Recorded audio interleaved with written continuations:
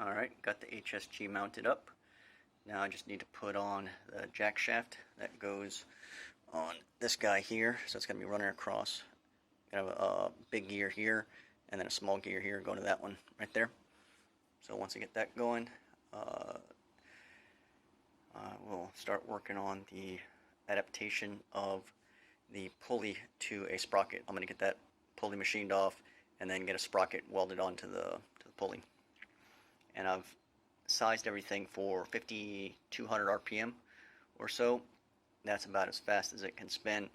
I have reduced the voltage on the speed controller and the RPM goes down, so it's not a function of the speed controller, it's a function of the voltage that's just controlling me to 5200 RPM. Got the jack shaft lined up and already punched the holes. Now I'm going to drill the holes and get it bolted in. Alright, making a little more progress. Got the jack shaft bolted up. It's somewhat straight, as you can tell. The bar on the bottom is an optical illusion. The one that's right there looks like it's a little bit off because it was welded on afterwards. But everything looks pretty close. Still need to get the adapter made that goes from the motor to the gear. But that one looks pretty good. And I need to get that gear that's on the axle off and put on my new gear, which is the 30 tooth.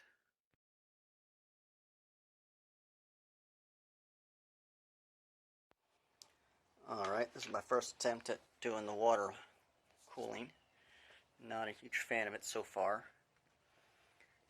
One of my problems is that that hose comes out right next to that gear, and I gotta still get the axle, the motor gears put on.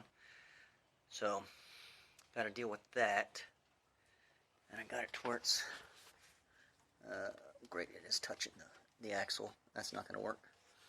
So I gotta figure that out.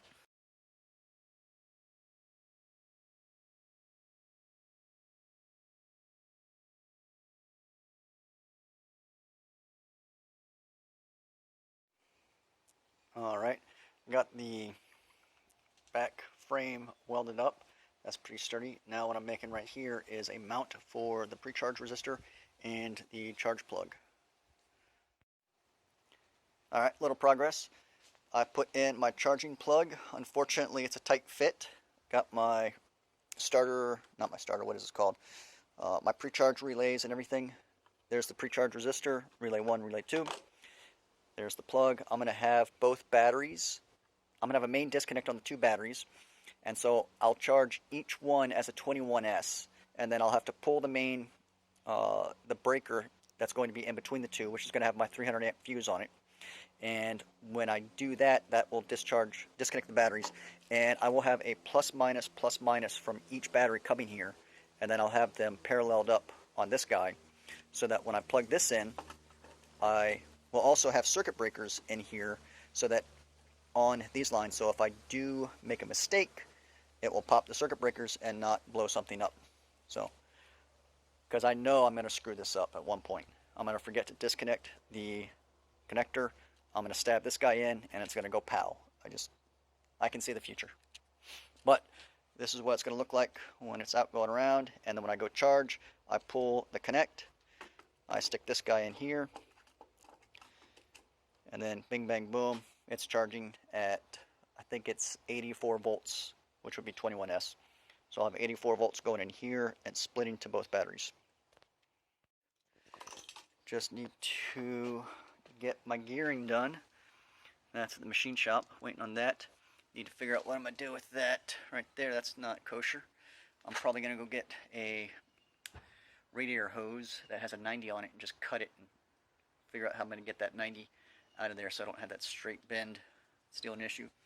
I need to get my spacer for the motor mount, and then I need to get my batteries mounted there. I'm going to screw the batteries down to the wood, and I'm going to have a double stack of batteries like I've said earlier.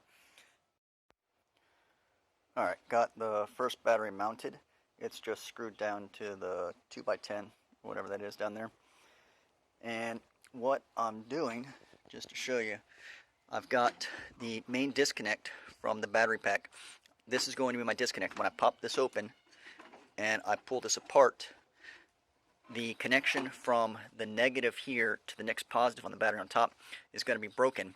And when I do that, that's when I'll be able to charge through this guy. And so that's what I'm planning on doing.